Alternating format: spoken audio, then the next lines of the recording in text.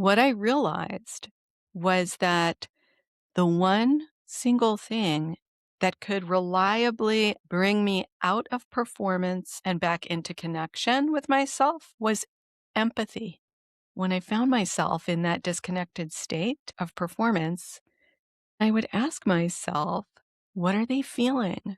And as I felt that emotional connection, I could feel my blood vessels unconstricting and bit by bit, like an iceberg starting to melt. I could feel my breath returning and clarity reemerge. And then I could feel that creative intuition coming back out of the frozenness of performance and back into flow.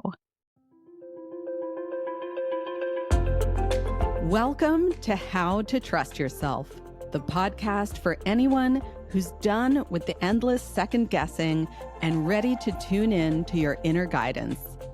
I'm Anna Holtzman, and I get that feeling of trudging through life like you're wading through mud, trying to figure out which way to go.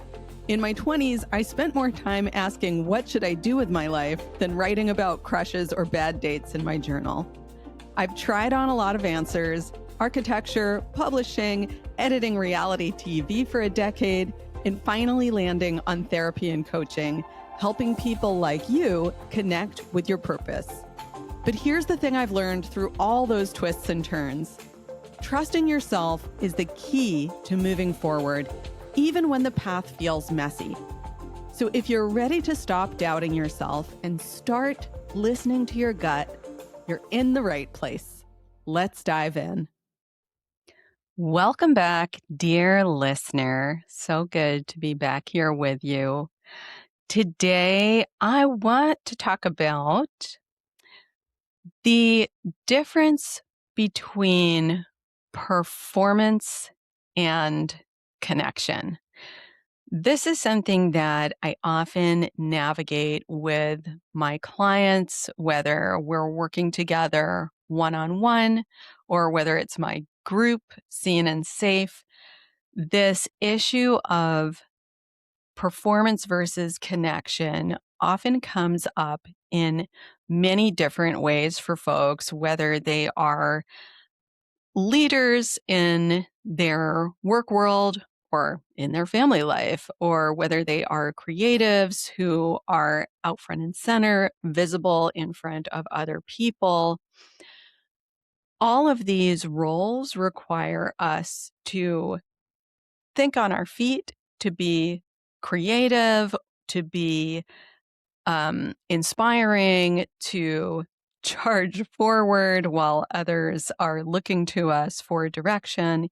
And it's very easy to get caught up in performance and to lose touch with connection. And when that happens, it's hard to be creative and it's hard to lead because we're kind of out of touch with that guiding force inside of us, that inner guidance.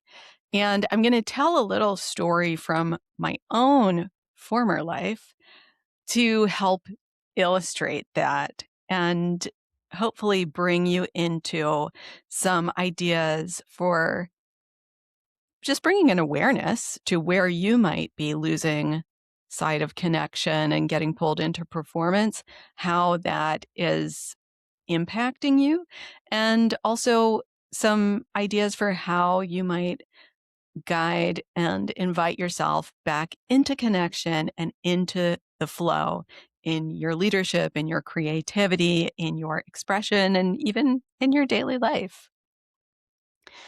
So the story I'll share to illustrate this is about when in my former professional life, as many of you know, I was a video editor and I worked in reality television for about 10 years doing that. And if any of you listening have worked in that field at any point, you will know what I'm talking about. But for those of you who have not had the experience of working as a video editor in reality TV, which is very probably most of you, I'll just try to describe what that experience is like. So, first of all, it's a very, very high pressure, high stress, high speed type of job. And editors are hired almost always freelance on these television shows. And as a freelance editor, it's highly competitive and you are highly expendable. And I would see client or colleagues getting fired, sometimes on a daily basis. I mean, that's a little extreme, but there were some jobs where it seemed like another editor was getting fired every day. And you're really judged on the speed of your work, the quality of your work, whether people like you or not. I mean, it's not the type of thing where there's a whole HR process to getting fired. It's at will employment, I think is what they call it. And you could get sacked at the drop of a hat. So you're tasked with working creatively, but being creative under a heap ton of pressure. Not only that, but quite often the way that the work was set up is that I'd be on my computer editing quickly and being creative under pressure. And then a producer would be seated right behind me so that their eye line was looking over my shoulder while I was working, while I'm making these micro creative decisions, every split second. There is another person supervising my work, watching me over my shoulder, and oftentimes commenting, why'd you make the cut there? Do this, do that. I wouldn't have done it that way. Oof, I'm getting a little activated just speaking about it and remembering the physical experience of being in that environment. I actually can feel my shoulders go whoop right up to my chin, that stress coming in. I mean, it's not very surprising that I developed uh, migraine while I was working in that career. So, this was something that I was used to, and I did this work for 10 years. So I developed a way of dealing with the stress and pressure of it. But there would be moments, many moments, when I would get suddenly very caught up in being observed over my shoulder. And I would start getting into my head and I would start spiraling. Oh my gosh, are they about to say something? Are they about to criticize what I'm doing? Am I working fast enough? Are my edits sharp enough? Am I going to get fired? And, this, that, and the other. Do they like me? Am I good enough at this? Am I talented enough? What do they think of me? And as I would get sucked into this spiral. I mean, it really felt physiologically like a spiral that would start somewhere in my chest and it would wind its way upward into my head in ever narrowing circles where it would get tight and tight and tight like a corkscrew. And as it tightened, I would feel more and more detached from my body. I'd feel like I was watching myself from up above. I would feel just this sense of sort of existential alienation. I would feel like there was like a wall of, or I don't know, maybe like a field of cotton surrounding my head and isolating me from the world. I would feel my breath get really shallow. And I was going into a state of like nervous system freeze and entering into that state would gradually narrow and narrow and narrow my connection to my creative flow and the intuition that I needed to guide my work. I would get cut off from that creative intuition and flow. And as I noticed that I was getting cut off from it, the panic would rise even more because how am I going to work when I'm cut off from my creative flow? So, because this is something that would happen, not every day, but on occasion, this would happen throughout the 10 years that I was working in television. I had to figure out a strategy to bring myself out of that performance mode where I was having performance anxiety and I was fixating on the way that I was being observed. I had to figure out a strategy to bring myself out of performance and back into connection, connection with the present moment, connection with my breath, with my energy, with my creative flow, and with my intuition that guides my creative flow. And the strategy that I figured out and that I returned to again and again was this. What I realized was that the one single thing that could reliably and repeatedly bring me out of performance and back into connection with myself was empathy. And so, what I would do when I found myself in that disconnected state of performance is I would look at the screen, I would look at the scene that I was editing, I would look at the characters who were in that scene, the people, not actors, because this was reality television. So the talent, the people who were in the scene.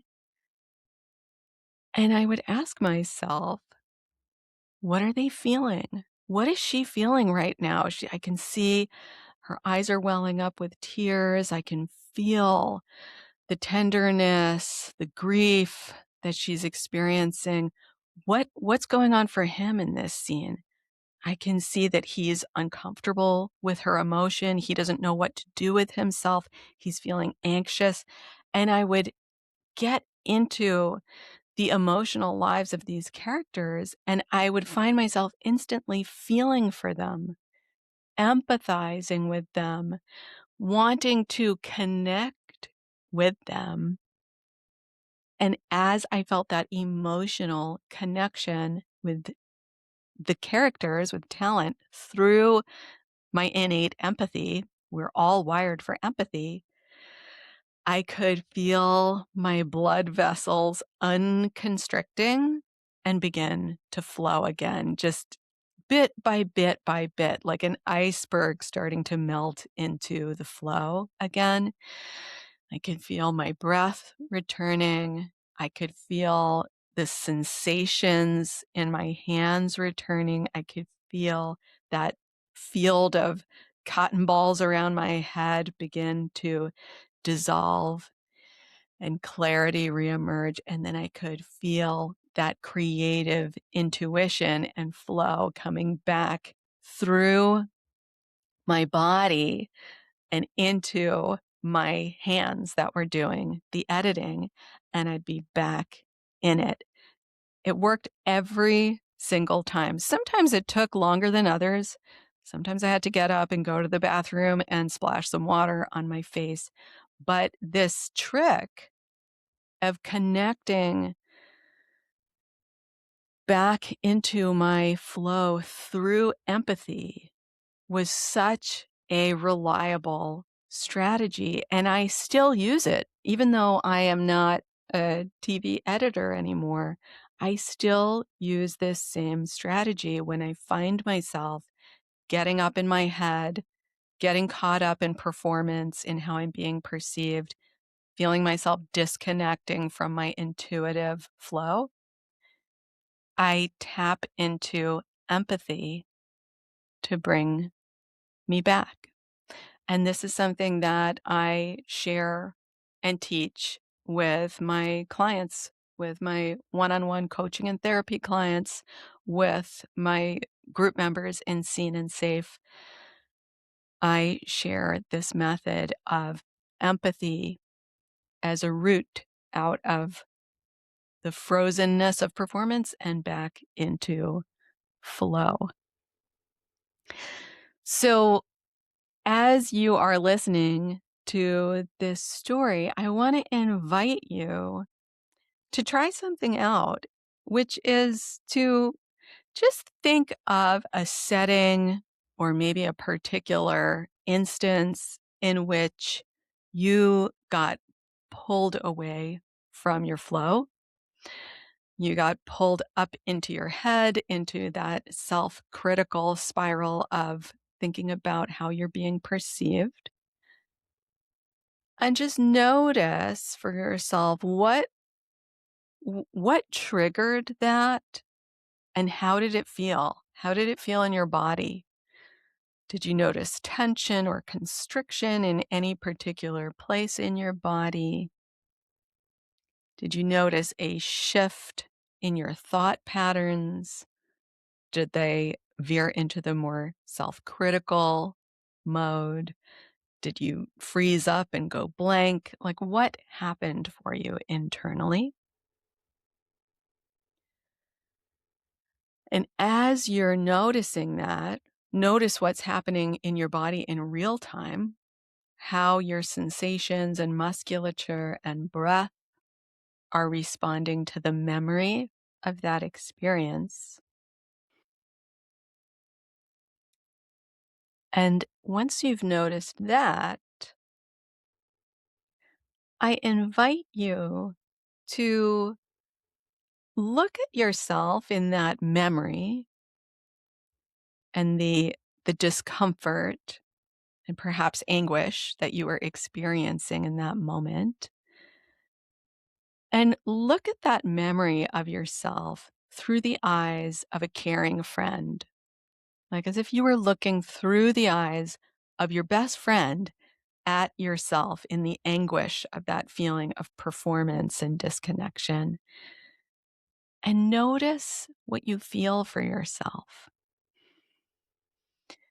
Notice the empathy and care that you feel for that person who is caught in a moment of discomfort and anguish. And as you begin to sense into that empathy and care, notice what's going on in your body now. Notice the quality of your breath, of your muscle tone, of your neck and shoulders, of the tension in your belly. And if it feels right, you could place an empathetic hand on your heart or on your forehead or your stomach. Just offer yourself some warmth and notice the impact of that act of kindness toward yourself. Notice how your energy, your breath, your muscles respond to that. I'd love to know what this experiment was like for you. And if you feel like sharing, please write me an email. I am seriously curious to hear how this episode landed for you, how that little experiment went for you. Write me an email, Anna@annaholtzman.com, and let me know what you noticed. I look forward to hearing from you. I love hearing your experiences, and I look forward to checking in with you next time. Until then, take care. A quick pause here because I want to invite you into something that I think could shift the way you feel about showing up.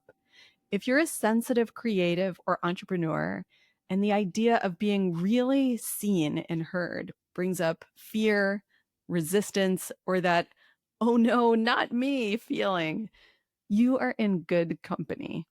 My free visibility workshop, Let Yourself Be Seen, is all about making visibility feel safe to your nervous system and true to you. We'll explore how to work with fear as a doorway into more authentic self-expression so you can share the work that matters most to you without pushing, pretending, or burning out.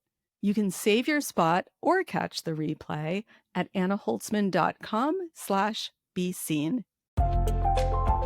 If you enjoyed today's episode, please do me a favor. Hit that follow button so you don't miss a thing and leave a rating or review. It helps more people find this show, and honestly, it makes my day. And if you're looking for more ways to trust yourself and start listening to that gut instinct of yours, come hang out with me on Instagram at Anna_Holtzman. Let's keep the conversation going. Thanks so much for listening, and until next time, trust yourself. You've got this.